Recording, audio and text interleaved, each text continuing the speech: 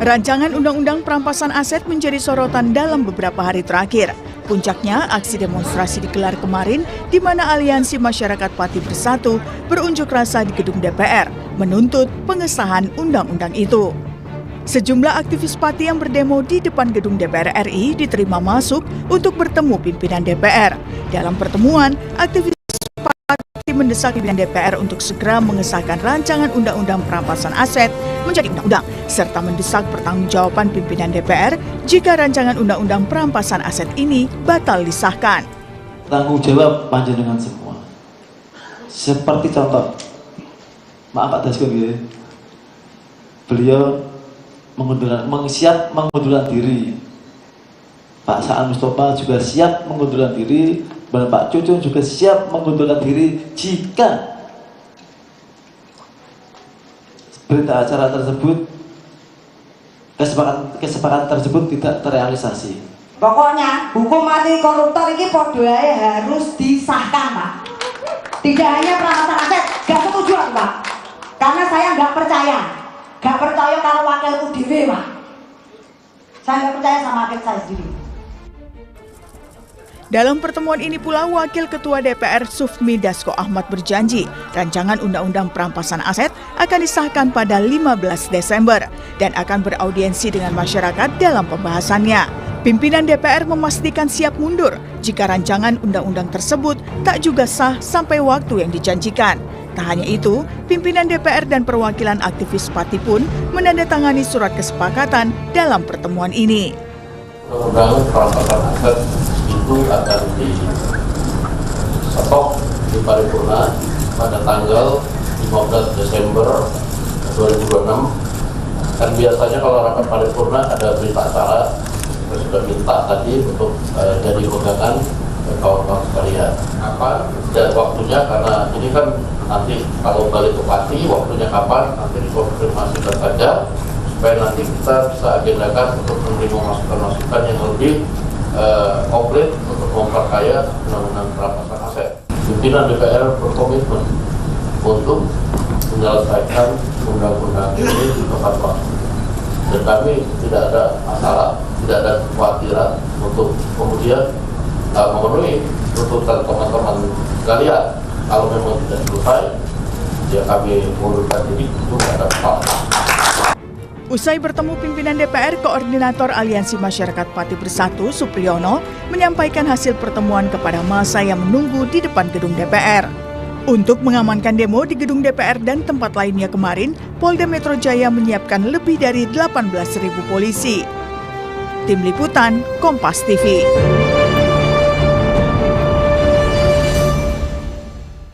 DPR berjanji RUU Perampasan Aset akan disahkan pada 15 Desember mendatang.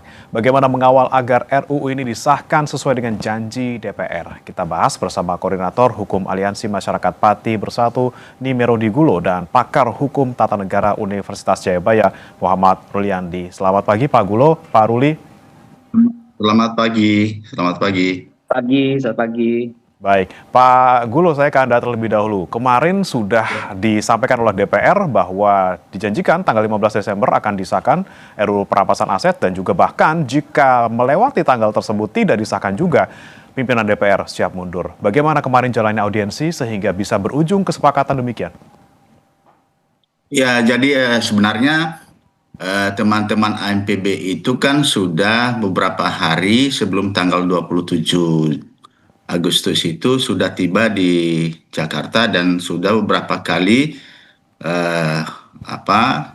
ada berdialog sebenarnya lewat pertelepon tentang apa sebenarnya tujuan dari AMPB.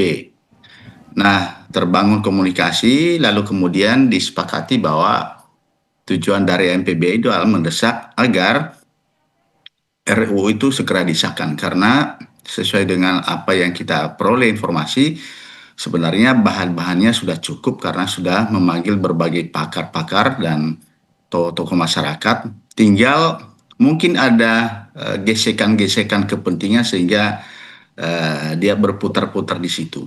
Nah, bahannya juga tidak terlalu banyak. Ada 60-an pasal atau 70-an pasal itu. Sehingga akhirnya disepakati bahwa oke, besok tanggal 27 itu kita akan sepakat dan kemudian mereka membuat pernyataan secara resmi oleh para pimpinan anggota DPR untuk berjanji bahwa akan segera mengesahkan rancangan undang-undang itu menjadi undang-undang. Baik. Minus Mbak Puan ya, saya tidak tahu kenapa Mbak Puan kemudian tidak ikut dalam pertemuan itu dan tidak ikut tanda tangan. Jadi ada 4 orang unsur pimpinan anggota DPR yang tanda tangan terhadap pernyataan itu. Kita apresiasi lah, artinya rakyat mendorong untuk melakukan pemberantasan korupsi secara serius lewat salah satunya adalah pengesahan undang-undang ini. Dan saya pikir tindakan anggota DPR yang memberikan janji terhadap rakyat itu adalah bentuk dari semangat mereka untuk menyetujui dan mendorong proses pemberantasan korupsi segera dilaksanakan. Oke, Pak Gulo, apakah dengan kemarin mereka berjanji jika tidak disahkan di tanggal 15 mereka akan mundur, ini cukup?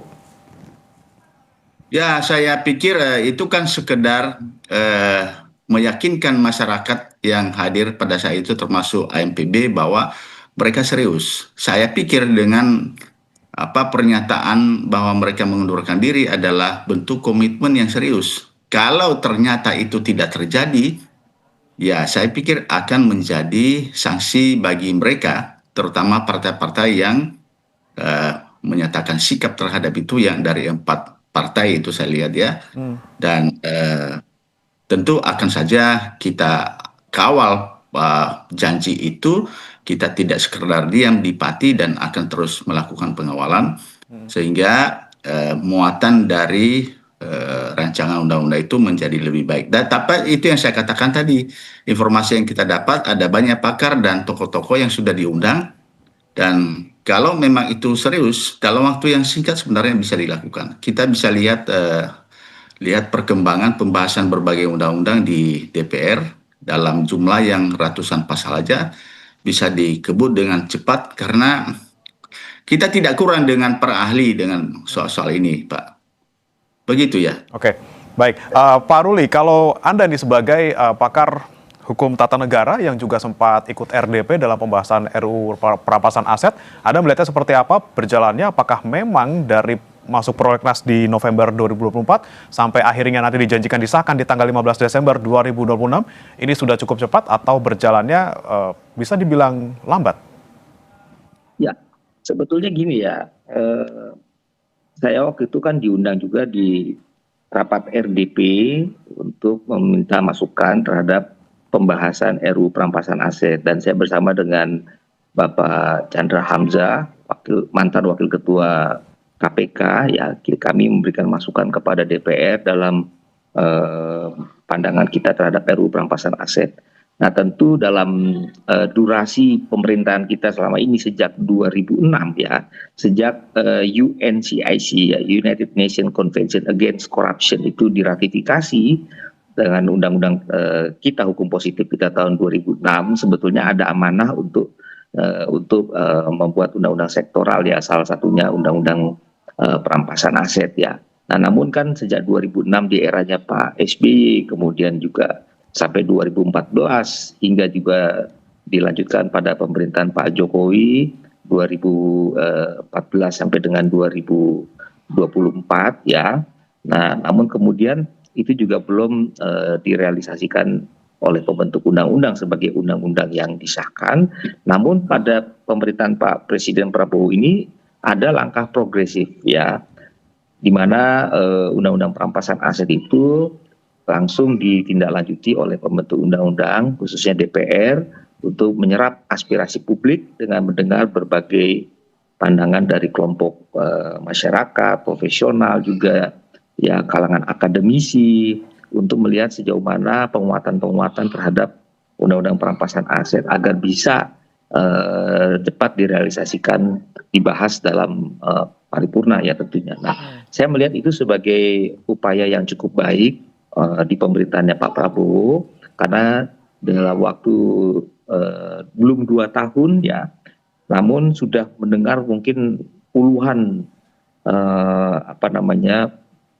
perwakilan dari masyarakat, kemudian juga kelompok profesional, akademisi dan lain sebagainya, termasuk tokoh agama pun juga sempat diundang kemarin di Komisi 3 saya lihat mewakili pandangan-pandangannya terhadap penguatan RUU perampasan aset. Nah, semoga dengan apa yang disampaikan oleh pimpinan DPR kemarin dan setelah menerima perwakilan dari aliansi masyarakat Pati Bersatu AMPB yang menegaskan selambat-lambatnya tanggal 15 Desember 2026 itu akan disahkan RUU perampasan aset. Nah, itu sesuatu yang sangat baik sekali ya di tahun 2026 ini, mengingat kita sudah melaksanakan komitmen dalam bidang hukum, penguatan reformasi hukum kita di KUHAP kita ya, itu juga dilakukan di eranya Pak Prabowo ya, kemudian juga kita melanjutkan dengan RUU perampasan aset. Nah, ini adalah sesuatu yang baru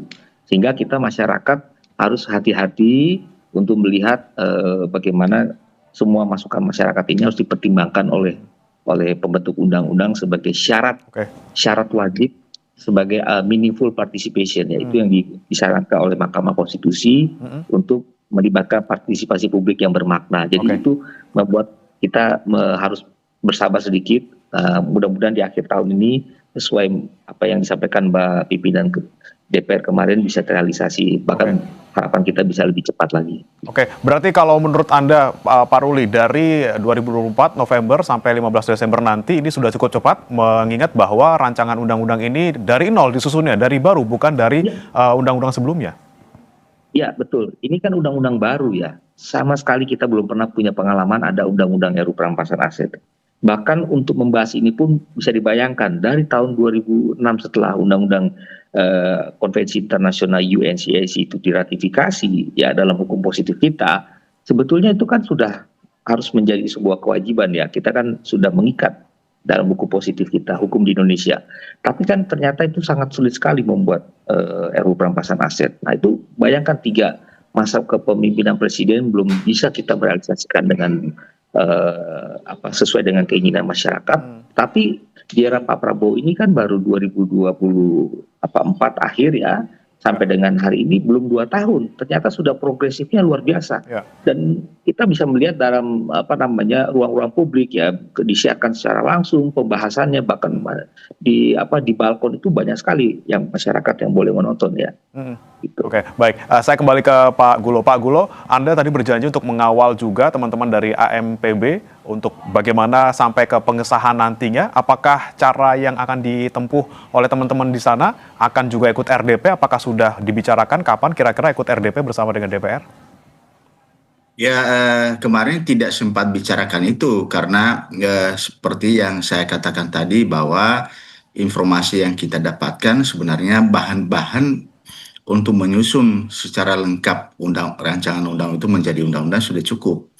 Tetapi kita sudah menyatakan diri bersedia untuk terlibat dalam RDP karena memang rancangan undang-undang itu juga kita bahas di sini 2 bulan yang lalu menjadi bahan yang kita lakukan secara serius. Cuman draft yang kita terima itu kita tidak tahu itu draft resmi atau tidak dan kita belum dapat itu. Mudah-mudahan dalam waktu segera kita akan mendapatkan itu dari DPR sehingga kalau kita ada masukan kita akan sampaikan kepada mereka. Tetapi pada dasarnya itu bukan sebenarnya persoalan sulit, walaupun tadi Pak Ruli mengatakan bahwa itu sesuatu yang baru bagi kita, tetapi itu perdebatan soal undang-undang perampasan aset itu sudah menjadi bahan kajian di kampus dan di berbagai tempat.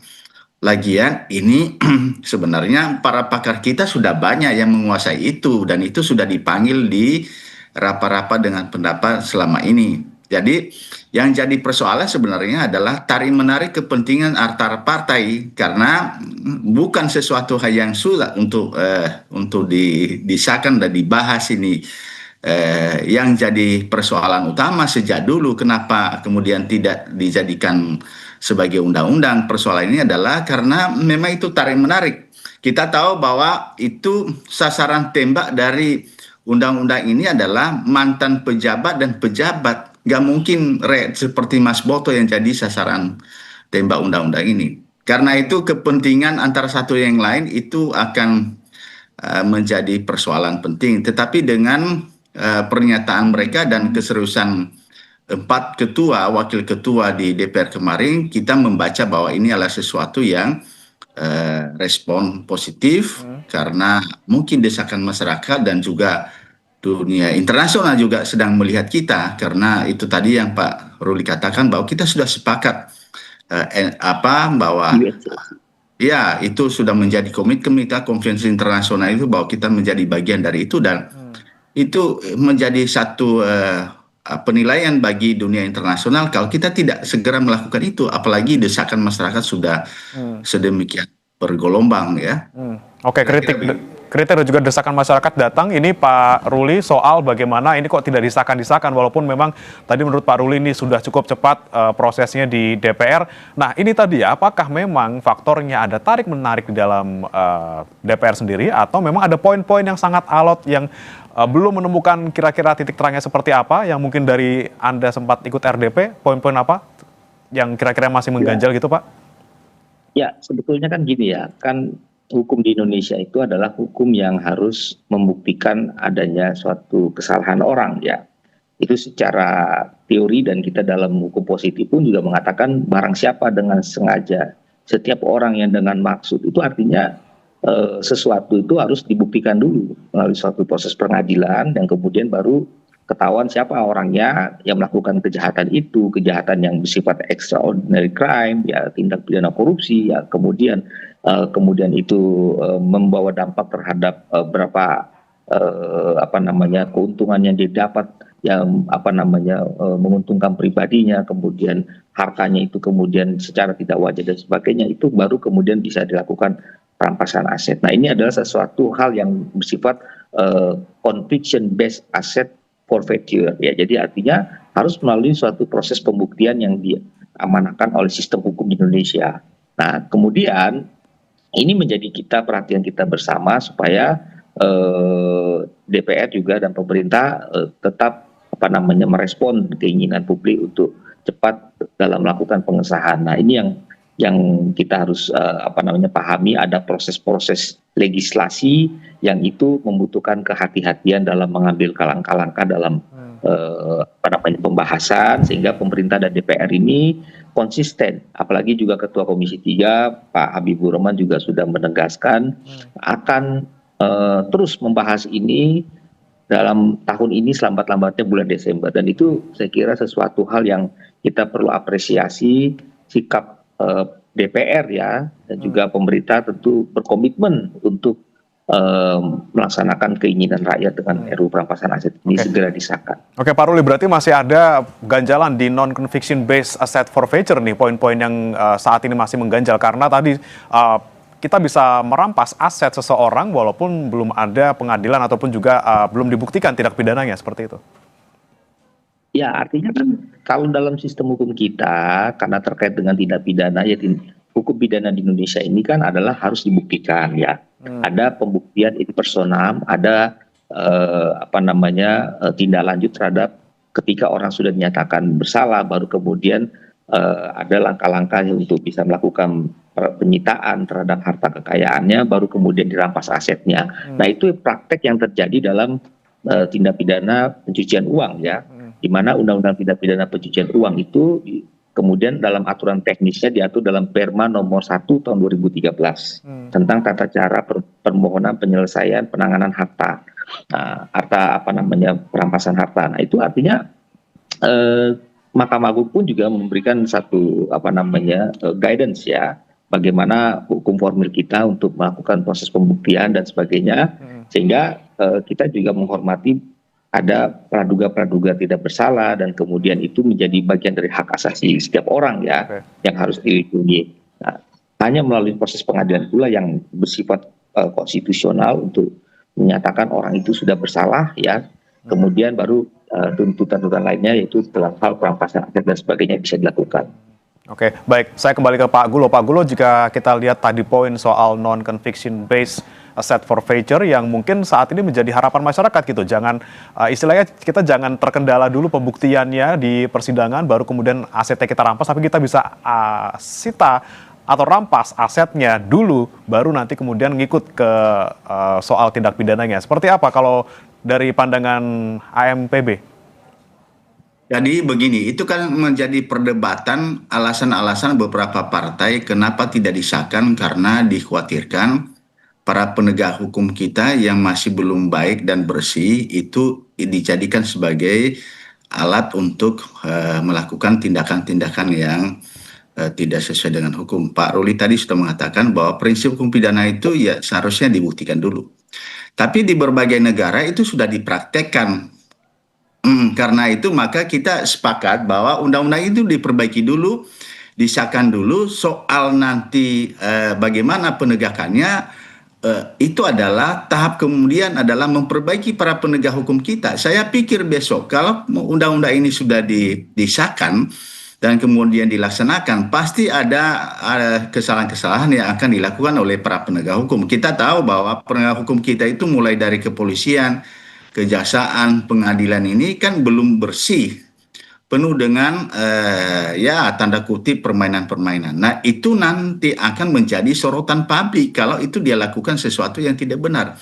Dan karena itu giliran berikutnya adalah mereformasi sistem peradilan kita, terutama para pelaku-pelaku penegak hukum ini. Undang-undangnya, substansi hukumnya sudah jalan, strukturnya sudah bagus, tinggal budaya hukumnya yang harus diperbaiki. Dan saya pikir, ya, saya lihat sekarang proses perekrutan teman-teman hakim sudah mulai agak bagus. Mungkin saja memang harus perlu diperbaiki lebih baik, sehingga karena nanti misalnya itu pihak penegak hukum, kepolisian dan kejaksaan melakukan penyitaan terhadap barang, itu harus ada penetapan pengadilan.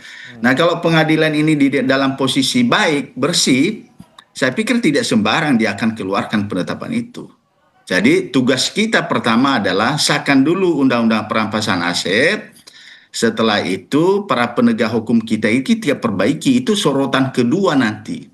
Dan saya pikir itu juga akan menjadi tugas Pak Prabowo dalam zaman ini. Dia menaikkan gaji hakim sampai 50-60 juta hakim baru, itu adalah mungkin jadi salah satu alasan untuk melakukan tindakan tegas terhadap para penegak hukum yang nanti bermain-main, dan itu akan menjadi sorotan masyarakat. Jadi bagi saya dan teman-teman MPB, jangan jadikan alasan dulu itu. Yang penting substansi hukumnya, undang-undangnya sudah disahkan dulu, tindak lanjut untuk memperbaiki ke depan kita bersama-sama itu. Oke, istilah disahkan dulu, tapi kekhawatirannya tadi Pak Ruli soal bagaimana kemungkinan potensi penyalahgunaan wewenang oleh aparat penegak hukum. Kalau menurut Anda bagaimana kita bisa mencapai keseimbangan antara pemberantasan kejahatan dan juga pemenuhan hak warga negara ini?